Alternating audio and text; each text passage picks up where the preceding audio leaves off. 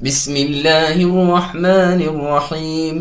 شروع کرتا ہوں اللہ کے نام سے جو بے انتہا مہربان نہایت رحم کرنے والے ہیں۔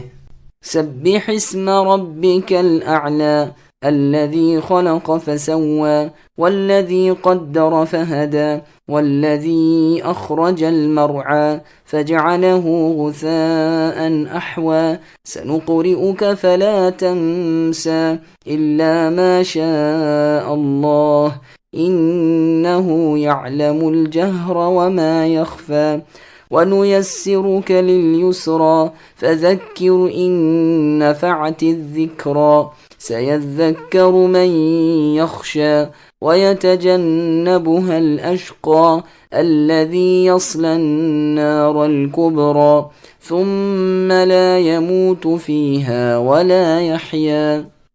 اپنے بہت ہی بلند اللہ کے نام کی پاکیزگی بیان کیجیے، جس نے پیدا کیا اور صحیح سالم بنایا، اور جس نے اندازہ کر کے تجویز کیا اور پھر راہ دکھائی، اور جس نے تازہ گھاس پیدا کی، پھر اللہ نے اس کو سکھا کر سیاہ کوڑا کر دیا۔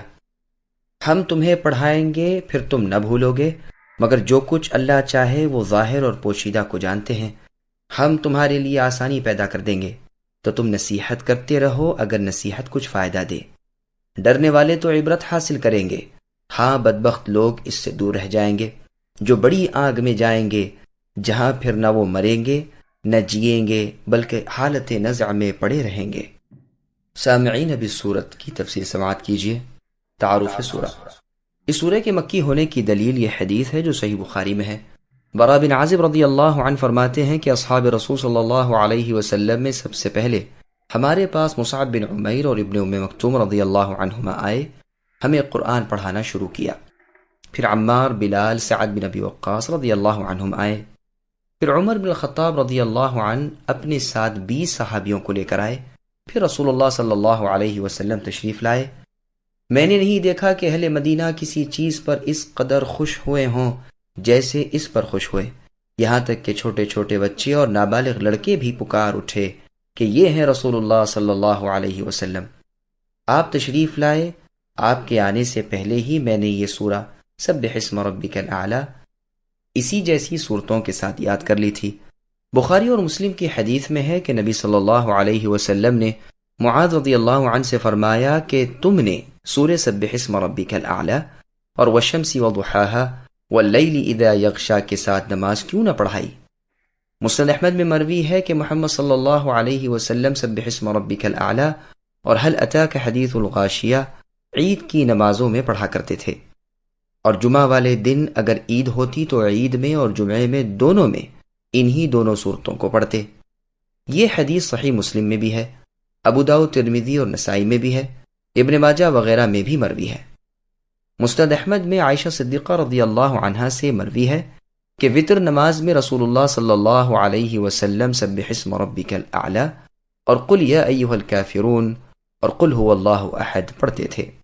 ایک روایت میں اتنی زیادتی بھی ہے کہ سورہ معوذتین یعنی قل اعوذ برب الفلق اور قل اعوذ برب الناس بھی پڑھتے تھے۔ یہ حدیث بھی بہت سے صحابیوں سے بہت سے طریق کے ساتھ مروی ہے۔ ہمیں اگر کتاب کے مطول یعنی لمبے ہو جانے کا خوف نہ ہوتا تو ان سندوں کو اور ان تمام روایتوں کے الفاظ کو جہاں تک میسر ہوتے وارد کرتے، لیکن جتنا کچھ اختصار کے ساتھ بیان کر دیا یہ بھی کافی ہے۔ واللہ اعلم۔ خالق کائنات یعنی اللہ کی قدرتیں۔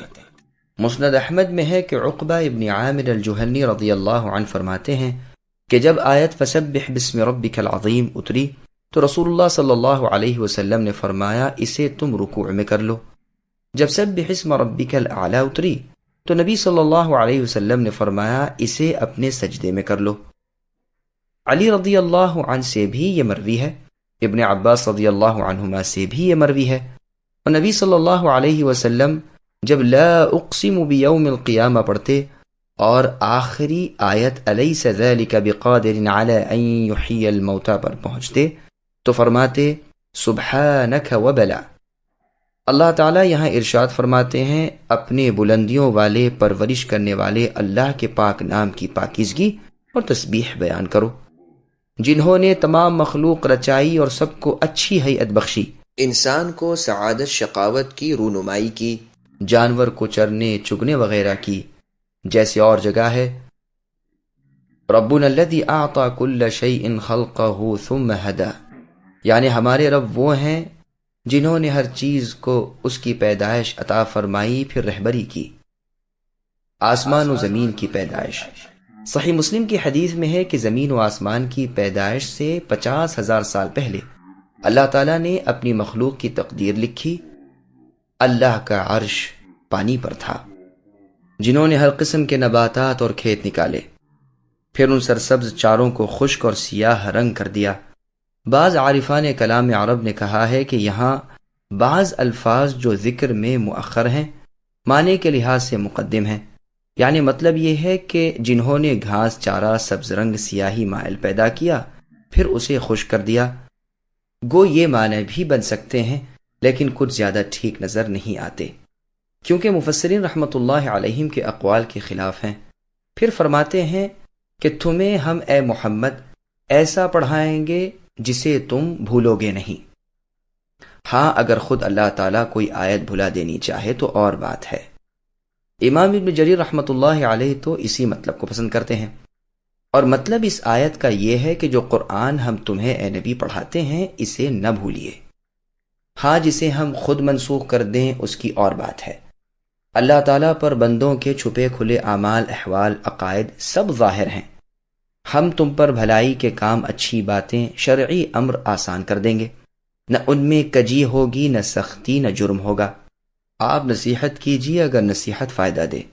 اس سے معلوم ہوا کہ نالائقوں کو نہ سکھانا چاہیے، جیسے کہ امیر المؤمنین علی رضی اللہ عنہ فرماتے ہیں کہ اگر تم دوسروں کے ساتھ وہ باتیں کرو گے جو ان کی عقل میں نہ آ سکیں تو نتیجہ یہ ہوگا کہ وہ تمہاری بھلی باتیں ان کے لیے بری بن جائیں گی اور باعث فتنہ ہو جائیں گی، بلکہ لوگوں سے ان کی سمجھ کے مطابق بات چیت کرو تاکہ لوگ اللہ تعالیٰ و رسول کو نہ جھٹلائیں۔ پھر اللہ تعالیٰ نے فرمایا کہ اس سے نصیحت وہ حاصل کرے گا جس کے دل میں اللہ تعالیٰ کا خوف ہے، جو اللہ سے ملاقات پر یقین رکھتا ہے، اور اس سے وہ عبرت و نصیحت حاصل نہیں کر سکتا جو بدبخت ہو، جو جہنم میں جانے والا ہو، جہاں نہ تو راحت کی زندگی ہے نہ بھلی موت ہے، بلکہ وہ دائمی عذاب اور ہمیشگی کی برائی ہے۔ اس میں طرح طرح کے عذاب اور بدترین سزائیں ہیں۔ مسند احمد میں ہے کہ جو اصلی جہنمی ہیں انہیں تو نہ تو موت آئے نہ کارآمد زندگی ملے، ہاں جن کے ساتھ اللہ کا ارادہ رحمت کا ہے وہ آگ میں گرتے ہی جل کر مر جائیں گے، پھر سفارشی لوگ جائیں گے اور ان کے ڈھیر چھڑا لائیں گے، پھر نہر حیات میں ڈال دیے جائیں گے، جنتی نہروں کا پانی ان پر ڈالا جائے گا اور وہ اس طرح جی اٹھیں گے جس طرح دانہ نالی کے کنارے کوڑے پر اگ آتا ہے کہ پہلے سبز ہوتا ہے پھر زرد پھر ہرا۔ لوگ کہنے لگے اے اللہ کے رسول، آپ تو یہ اس طرح بیان فرماتے ہیں جیسے آپ جنگل سے واقف ہوں۔ یہ حدیث مختلف الفاظ سے بہت سی کتب میں مروی ہے۔ قرآن کریم میں ایک اور جگہ وارد ہے، اللہ نے فرمایا وَنَادَوْا يَا مَالِكُ لِيَقْضِيَ عَلَيْنَا رَبُّكَ إِلَى آخر الآیہ، یعنی جہنمی لوگ پکار پکار کر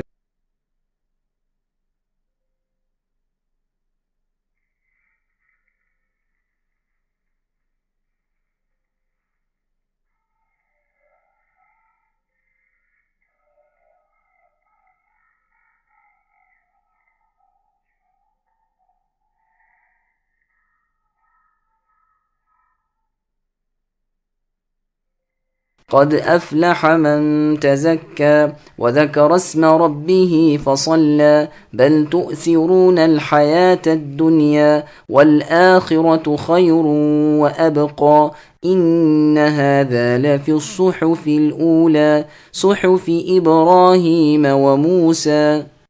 بے شک ان لوگوں نے فلاح پالی جو پاک ہو گئے اور جنہوں نے اپنے رب کا نام یاد رکھا اور نماز پڑھتے رہے، لیکن تم تو دنیا کا جینا سامنے رکھتے ہو اور آخرت بہت بہتر اور بہت بقا والی ہے۔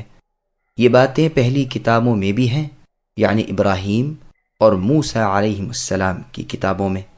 سامعین اب ان آیتوں کی تفسیر سماعت کیجیے۔ کامیاب کون؟ اللہ تعالیٰ فرماتے ہیں جس نے رذیل اخلاق سے اپنے آپ کو پاک کر لیا، یعنی گندے اور برے اخلاق سے، احکام اسلام کی تابعداری کی نماز کو ٹھیک وقت پر قائم رکھا، صرف اللہ تعالیٰ کی رضامندی اور اللہ کی خوشنودی طلب کرنے کے لیے، اس نے نجات اور فلاح پالی۔ ابن عباس رضی اللہ عنہما فرماتے ہیں کہ اس سے مراد 5 وقت کی نماز ہے۔ ابو العالیہ رحمۃ اللہ علیہ نے ایک مرتبہ ابو خلدہ سے فرمایا کہ کل جب عیدگاہ جاؤ تو مجھ سے ملتے جانا۔ جب میں گیا تو مجھ سے کہا کچھ کھا لیا ہے؟ میں نے کہا ہاں۔ فرمایا نہا چکے ہو؟ میں نے کہا ہاں۔ فرمایا زکوٰۃ فطر ادا کر چکے ہو؟ میں نے کہا ہاں۔ فرمایا بس یہی کہنا تھا کہ اس آیت میں یہی مراد ہے۔ اہل مدینہ فطرے سے اور پانی پلانے سے افضل اور کوئی صدقہ نہیں جانتے تھے۔ عمر بن عبد العزیز رحمۃ اللہ علیہ بھی لوگوں کو فطرہ ادا کرنے کا حکم کرتے، پھر اسی آیت کی تلاوت کرتے۔ ابو الاحوص رحمۃ اللہ علیہ فرماتے ہیں کہ تم میں سے کوئی نماز کا ارادہ کرے اور کوئی سائل آ جائے تو اسے خیرات دے دے، پھر یہی آیت پڑھی۔ قتادہ رحمۃ اللہ علیہ فرماتے ہیں کہ اس نے اپنے مال کو پاک کر لیا اور اپنے رب کو راضی کر لیا۔